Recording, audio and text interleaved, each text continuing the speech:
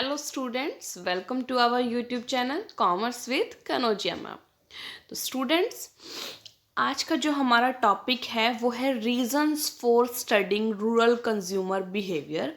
ये वही जो हमारा chapter number 3 rural consumer behaviour है, उसी चैप्टर की पार्ट 3 वीडियो है जिसमें आज हम पूरा चैप्टर कवर कर लेंगे। ठीक है, तो इस chapter number 3 rural consumer behaviour की 3 वीडियोज़ हैं, पार्ट 1, पार्ट 2 और पार्ट 3 ये वाली। ठीक है, तो अब चलिए स्टूडेंट्स, अब हम पढ़ते हैं reasons for studying rural consumer behaviour. कि जो कंज्यूमर बिहेवियर को स्टडी करने के क्या रीज़न है, मतलब हम रूरल कंज्यूमर बिहेवियर को स्टडी क्यों करते हैं। तो देखिए स्टूडेंट, क्या क्या रीजंस हैं। फर्स्ट रीज़न है ह्यूज पोटेंशियल, यानी कि इस रूरल एरिया में हमारी सेल बहुत ज़्यादा इंक्रीज हो सकती है। मतलब यहाँ पर पोटेंशियल बहुत ज़्यादा है। अगर हम रूरल एरिया में सेल करेंगे, मार्केटिंग एक्टिविटीज़ करेंगे तो हमारी सेल इंक्रीज हो सकती है।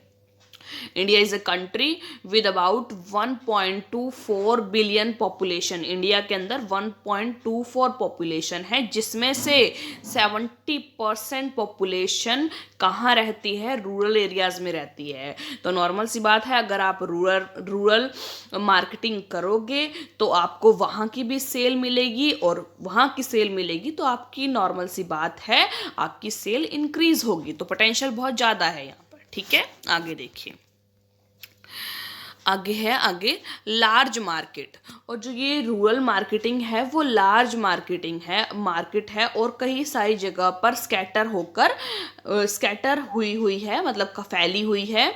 ठीक है, और यहाँ पर बहुत ज़्यादा अपॉर्चुनिटीज़ हैं as comparison to the urban sector. ठीक है स्टूडेंट्स, लार्ज मार्केट है इसलिए इसको स्टडी करने की जरूरत है। Growing income level of rural consumer का जो इनकम लेवल है अब बढ़ता जा रहा है, यानी कि वो उनका जो लेवल है, जो इनकम का और उनका स्टैंडर्ड लेवल है, वो इंक्रीज होता जा रहा है, जिसकी वजह से आप यहाँ पर अपना जो है पंजाब दबा सकते हैं, अपना जो नाम बना सकते हैं, अपनी सेल इंक्रीज कर सकते हैं। ठीक है, आगे fourth, saturation of urban market जो है ना, अब सैचुरेशन लेवल पर पहुंच चुकी है। ठीक है, जो लाइफ साइकिल होती है ना, जो हम प्रोडक्ट की लाइफ साइकिल पढ़ते हैं, उसके अंदर सैचुरेशन पॉइंट होता है, जो सबसे ऊपर वाला पीक पॉइंट है सैचुरेशन। तो अर्बन मार्केट तो सैचुरेशन में आ चुकी है, तो अब तो वो डेक्लाइनिंग ही जाएगी। और जो हमारी रूरल मार्केटिंग है वो क्या है, वो अब चल रही है ग्रोइंग लेवल पर। उसको भी सैचुरेशन तक पहुंचाना है, हमें आगे ग्रो करना है। ठीक है, fifth, increasing purchasing power of rural consumer का परचेजिंग पावर बढ़ता जा रहा है। अगर वो बढ़ता जा रहा है तो आप जाकर वहां पर अपना क्या करिए, अपना कैलिबर दीजिए, अपने स्किल्स लगाइए किसके ऊपर, रूरल मार्केटिंग के ऊपर, ताकि इससे आप क्या होगा, आपकी सेल इंक्रीज होगी। ठीक है, आगे देखिए, अब देखो, अब क्या आ गया, problems in studying rural consumer behaviour.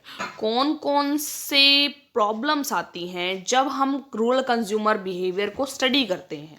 तो first one is large Indian rural population. देखिए, इंडिया में हमने अभी बात करी है कि इंडिया में 70% से ज़्यादा कहाँ रहती है, जो पॉपुलेशन रूरल एरियाज में। ठीक है, तो इतने सारी पॉपुलेशन है, उनको कैसे हम हैंडल करें। तो large Indian rural population, first ये हो गया प्रॉब्लम। ह्यूज डाइवर्सिटी, मतलब बिखरे हुए हैं, स्कैटर्ड हैं, पता नहीं कहाँ कहाँ फैले हुए हैं, उनको कहाँ से ढूंढेंगे। ठीक है, और उनकी डाइवर्सिटी मतलब वो अलग हैं, उनका कल्चर अलग है, उनकी लैंग्वेज अलग है, उनके कस्टम रीति रिवाज अलग हैं, कोई ट्रेडिशनल है, कोई ज़्यादा रिलीजियस है। तो कैसे करें उनको हैंडल, है ना। तो ये प्रॉब्लम है। Third, literacy problem in rural consumer में सबसे बड़ी प्रॉब्लम है कि वो अनपढ़ होते हैं। मोस्ट ऑफ लिटरेसी प्रॉब्लम, कई पर्सन इलिटरेट होते हैं, तो उनको कैसे समझाया जाए, तो ये प्रॉब्लम भी आती है। आगे लैक ऑफ अवेयरनेस, जो रूरल पीपल हैं वो अवेयर नहीं होते हैं ज़्यादा किसी भी प्रोडक्ट के रिगार्डिंग, तो उनको समझाना बहुत ज़्यादा मुश्किल होता है क्योंकि उनमें अवेयरनेस की कमी है। ठीक है, आगे कंज्यूमर बाइंग बिहेवियर डिसीजन। अब कंज्यूमर के बाइंग बिहेवियर डिसीजन देखिए, they are 4 types of consumer buying behaviour decision. मतलब वो बाइंग बिहेवियर के डिसीजन 4 टाइप के होते हैं उनके। फर्स्ट, रूटीन रिस्पॉन्स या प्रोग्राम्ड बिहेवियर, यानी कि रूटीन में रिस्पॉन्स करते हुए चलना। देखिए routine response, this type of buying have low involvement frequently purchase low cost item. इस टाइप के जो पर्सन्स हैं वो लो इन्वॉल्वमेंट रखते हैं, frequently purchase low cost item, लो कॉस्ट आइटम को परचेज करते हैं frequently. Need very little search, उनको बहुत कम सर्च करने की जरूरत पड़ती है क्योंकि उनका अमाउंट जो स्पेंड कर रहे हैं वही कम है। And decision efforts purchase almost automatically. Example include soft drinks, snacks, foods, milk. ठीक है, कुछ ऐसा कुछ चीज़ खरीदनी है जिसके ऊपर भाई कम ही पैसा खर्च होगा, कोई ज़्यादा पैसा खर्च नहीं होगा, तो उस पर बहुत ज़्यादा एफर्ट्स लगाने की कोई जरूरत नहीं है। तो एक आ गया रूटीन, मतलब रूटीन की चीज़ें खरीद रही हैं। ठीक है, तो रूटीन रिस्पॉन्स। दूसरा आ गया limited decision making. This type of buying include those products which are purchase occasionally. देखो वो तो हैं रोजाना के, रोजमर्रा के प्रोडक्ट्स हैं जिसको हम खरीद रहे हैं, फूड, मिल्क। ठीक है, ठीक है, ये है लिमिटेड। लिमिटेड मतलब कभी कभी ओकेजनली कुछ चीज़ें खरीदी जाती हैं, जैसे कि क्लॉथ हम ओकेजनली खरीदते हैं, रोज थोड़ी खरीदते हैं क्लॉथ है। और कोई भी अपना क्या कहते, क्या कह सकते हैं, कोई भी इलेक्ट्रॉनिक आइटम है वो। ठीक है, थर्ड, एक्सटेंसिव डिसीजन मेकिंग, ये कॉम्प्लेक्स और हाई इन्वॉल्वमेंट, जिसके अंदर हाई इन्वॉल्वमेंट की जरूरत पड़ती है, यानी कि थोड़ा टिपिकल सा डिसीजन है, थोड़ा सोच समझ के लेने वाला वो। This type of buying involves unfamiliar, expensive चीज़ खरीद रहे हैं। इनफ्रिक्वेंटली बोट प्रोडक्ट्स, मतलब कभी कभारी खरीदे जाते हैं। Which involve high degree of economic, performance, psychological risk, जिसके अंदर इकोनॉमिक रिस्क भी है, परफॉर्मेंस रिस्क भी है और साइकोलॉजिकल रिस्क भी है। कि आपको अगर कोई चीज़ ऐसी खरीदनी है तो उसको बहुत सोच समझ के खरीदिएगा, क्योंकि उसमें इकोनॉमिक यानी पैसा भी बहुत ज़्यादा लग रहा है, साइकोलॉजिकल रीजंस भी आ जाते हैं बीच में। Consumer spend a lot of time in seeking information. तो ऐसी चीज़ों को, मतलब वो जो महंगी चीज़ें हैं, मतलब आपको एक कार खरीदनी है, ठीक है, तो आप उसके लिए बहुत सारी इन्फॉर्मेशन सीख करोगे, ये कार अच्छी है, ये नहीं है, फिर डिसाइड करोगे। ठीक है, तो ये हो गया एक्सटेंसिव डिसीजन, बहुत ज़्यादा सोच समझ के, हाई इन्वॉल्वमेंट चाहिए होती है जिसमें। ठीक है, एग्जाम्पल, आप कार खरीद रहे हो, घर खरीद रहे हो, कंप्यूटर खरीद रहे हो, कोई एजुकेशन लेना चाहते हो, तो कौन सा कोर्स करना है वो। इम्पल्स बाइंग मतलब कि this type of buying have no conscious planning. कोई भी आप कॉन्शियस प्लानिंग करते हो, जैसे ही आपका माइंड करता है, इम्पल्स करता है, वैसे ही आप रिएक्ट कर जाते हो। ठीक है, वैसे ही आप डिसीजन ले लेते हो। ठीक है, तो ये 4 टाइप के डिसीजन लेते हैं हम। एक, रूटीन की चीज़ों खरीदने के रूटीन रिस्पॉन्स करते हैं। कोई लिमिटेड चीज़ें जो ओकेजनली खरीदते हैं लाइक क्लोथ्स, उनके लिए लिमिटेड डिसीजन मेकिंग। और एक्सटेंसिव डिसीजन मीन्स आप ज़्यादा पैसा खर्च कर रहे हो, तो कॉम्प्लेक्स हाई इन्वॉल्वमेंट होगी उसके अंदर, जैसे आप कार खरीदना चाहते हो, अपना घर खरीदना चाहते हो, ठीक है, कोई एजुकेशन लेना चाहते हो, कोर्स वगैरह। इम्पल्स बाइंग जिनमें बिना सोचे समझे आप रिएक्ट कर जाते हो और काम कर जाते हो, डिसीजन ले जाते हो। अब है प्रोडक्ट अडॉप्शन प्रोसेस। देखिए, product adoption is related with the way a new consumer learn about a new product and decide to become a regular user. देखिए, प्रोडक्ट अडॉप्शन किस चीज़ से रिलेट करता है कि एक नया कंज्यूमर आया है, ठीक है, वो learn about a new product, वो नए प्रोडक्ट के बारे में सीखता है, समझता है, एक्सपीरियंस लेता है उसके बारे में, और फिर डिसाइड करता है कि वो उसका रेगुलर कस्टमर बने या नहीं बने, रेगुलर यूजर बने या नहीं बने। ठीक है, consumer select a particular product from several products and carries out several observation, exercise and trial before selecting a new product। देखिए, कंज्यूमर क्या करता है, बहुत सारे प्रोडक्ट्स में एक प्रोडक्ट चूज करता है, ठीक है, उसको बहुत सारे ऑब्जर्वेशन से देखता है, उसको एक्सरसाइज करता है, ध्यान करता है, उसमें है ट्रायल करता है उसकी। कब? बिफोर सेलेक्टिंग अ न्यू प्रोडक्ट, नए प्रोडक्ट को सिलेक्ट करने से पहले, कि भाई कैसा है, कैसे यूज करने में आएगा, खराब तो नहीं है, किसी से कुछ खराब तो नहीं हो जाएगा इसको यूज करूं तो, है ना। This process is known as the product adoption process. इस प्रोसेस को हम प्रोडक्ट अडॉप्शन प्रोसेस, मतलब कि सपोज कीजिए मुझे अपना कुछ भी लगा लीजिए, मुझे अपना टूथपेस्ट चेंज करना है, ठीक है, अच्छा नहीं है मेरा जो भी मैं यूज़ कर रही हूँ, ठीक है।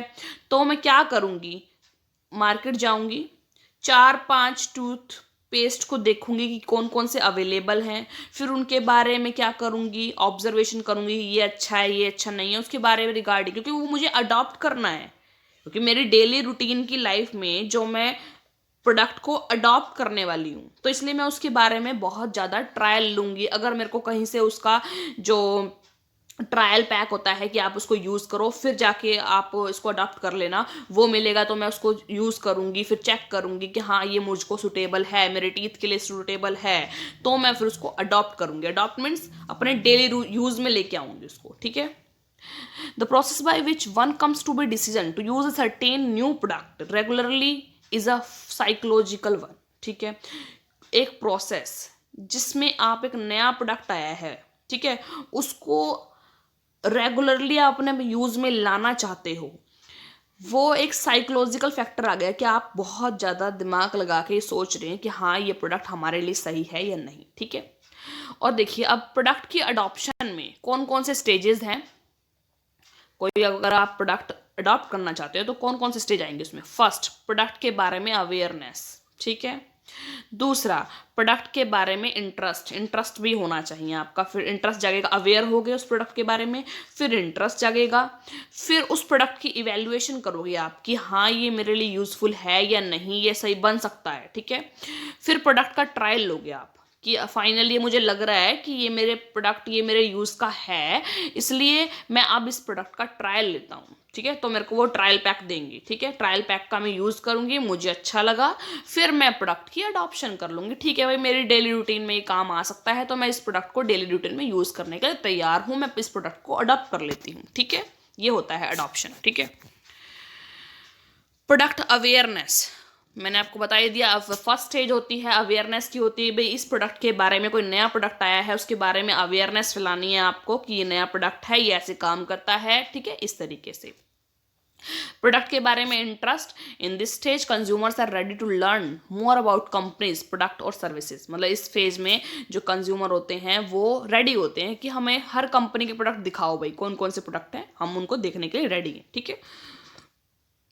इवैल्यूएशन, फिर वो चेक करते हैं उसको, ट्रायल लेते हैं, ट्रायल पैकेज के थ्रू फिर अडॉप्ट कर लेते हैं, अगर जो सा अच्छा लगता है उनको वो अडॉप्ट कर लेते हैं। आगे डिफ्यूजन और इनोवेशन और 5 अडॉप्टर ग्रुप्स, 5 अडॉप्टर ग्रुप्स हैं, ठीक है, जिसको बोलते हैं डिफ्यूजन ऑफ इनोवेशन। जो भी नया इनोवेट हुआ है प्रोडक्ट, उसके डिफ्यूजन मतलब उसको यूज करने वाले अडॉप्टर पर्सन्स, अडॉप्टर ग्रुप कौन है।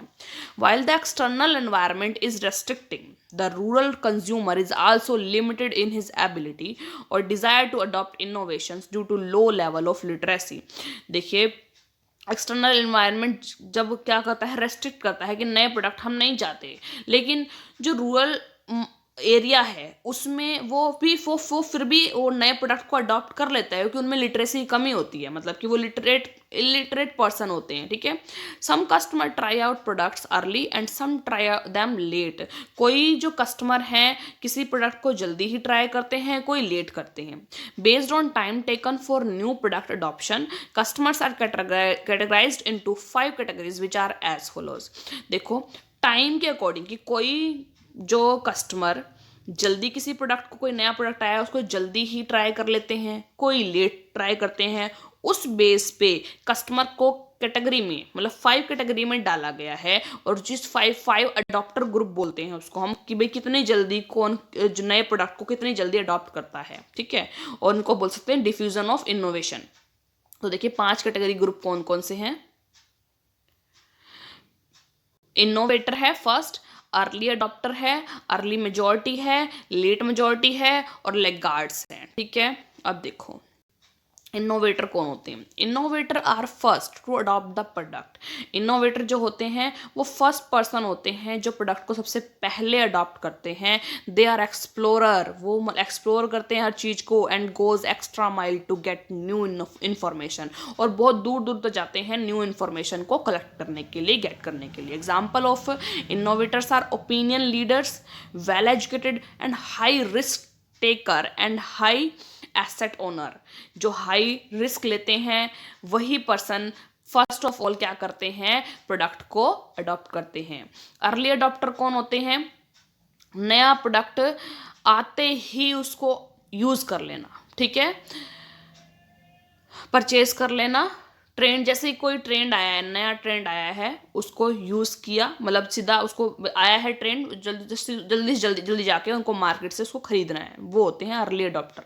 यानी कि बिल्कुल मार्केट में नई चीज आई है, जाते ही खरीद लेना, वो होते हैं early adopter.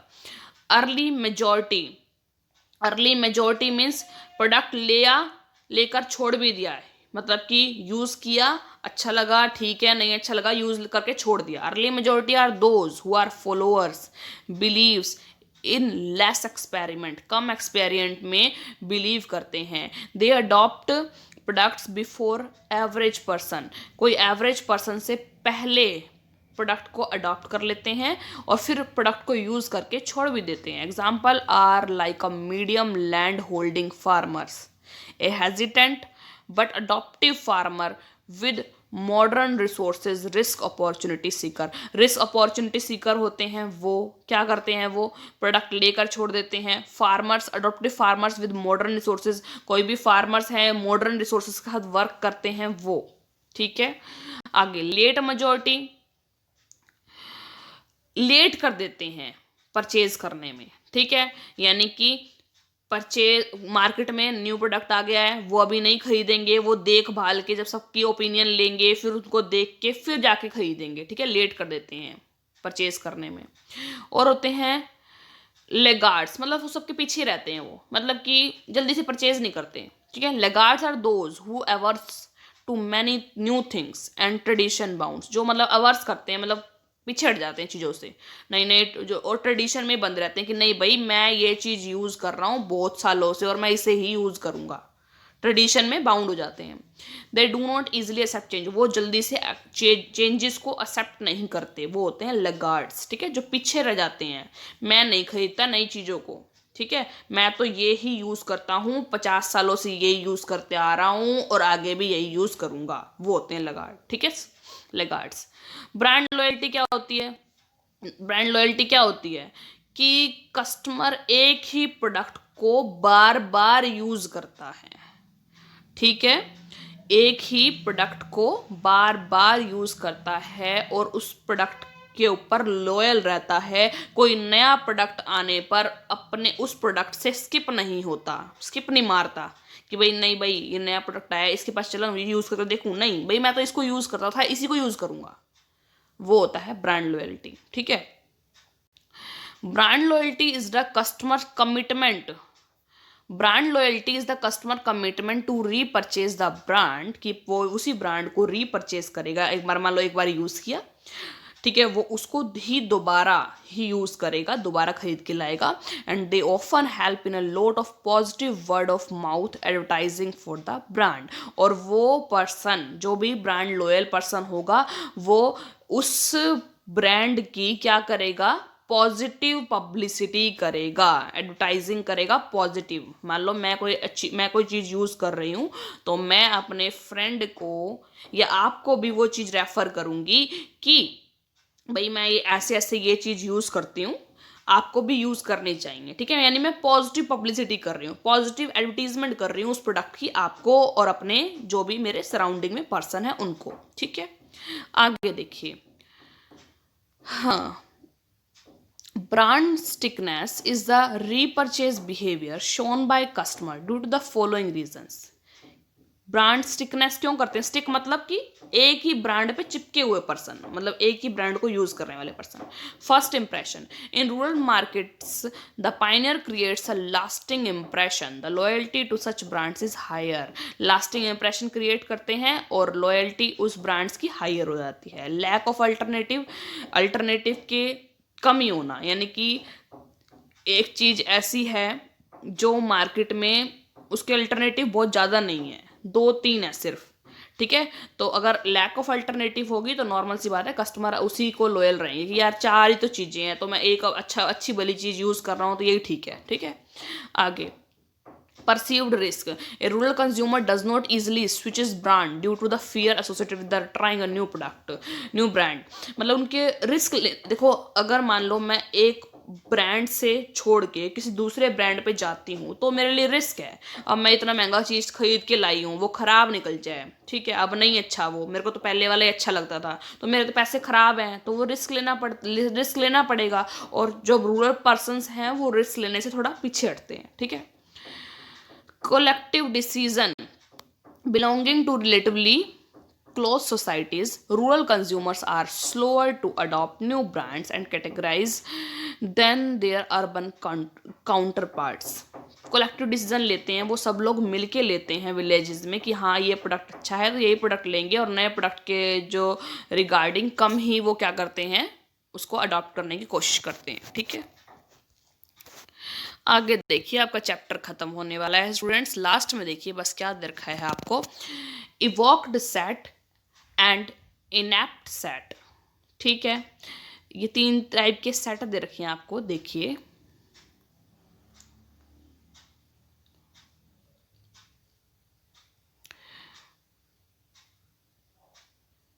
Evoked set, consideration set, ठीक है।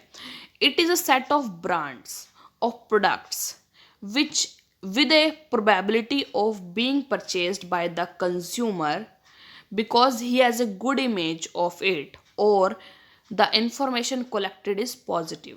Evoked set मतलब consideration set, आपने ये क्या है, ये वो ब्रांड्स और वो प्रोडक्ट्स होते हैं जिनकी जो प्रोबेबिलिटी है ना कि कंज्यूमर इनको खरीदेंगे, वो प्रोबेबिलिटी बहुत हाई होती है, क्योंकि इनके जो इन्फॉर्मेशन जो भी कलेक्ट करी है ना इन प्रोडक्ट्स और इन ब्रांड के रिगार्डिंग वो पॉजिटिव होती है, ठीक है। तो इवोक्ड सेट वो होते हैं जिनकी जो प्रोबेबिलिटी है वो बहुत ज़्यादा हाई होती है कि इसी ब्रांड को लोग खरीदेंगे, इसी प्रोडक्ट को लोग खरीदेंगे, कंपैरिजन अगर करें दूसरे प्रोडक्ट्स या ब्रांड से, ठीक है। Inept set, it is a set of brands और products that have no chance of being purchased by the shopper because he has a negative perception or had a negative buying experience with the product in the past. Inept set वो होते हैं जिनको मतलब कोई chance नहीं होता कि इसे लोग खरीदेंगे, क्यों, क्योंकि इसके रिगार्डिंग सबने नेगेटिव बातें बोली हैं जिसने भी इसको पास्ट में यूज़ किया है, ठीक है। मान लो मैंने कोई एक प्रोडक्ट, कोलगेट का एग्जांपल ले लेते हैं, मैंने एक टूथपेस्ट खरीदा, नया था, वो नया प्रोडक्ट था, अच्छा नहीं था, मैंने 20 लोगों को बोल दिया भाई ये वाला प्रोडक्ट नहीं खरीदना, ये वाला टूथपेस्ट नहीं खरीदना, कोई सा खरीद लेना, ये वाला नहीं खरीदना। तो यानी कि उस जो प्रोडक्ट की जो सेल है वो कभी भी मतलब कि कोई चांस नहीं है उसका कि वो आगे सेल होगी, ठीक है। क्यों, क्योंकि उसके जो पास्ट एक्सपीरियंस है ना वो बहुत नेगेटिव बातें बोली गई हैं उसके बारे में, ठीक है। Inert set, it is the set of brands और products for which the consumer has no specific opinion.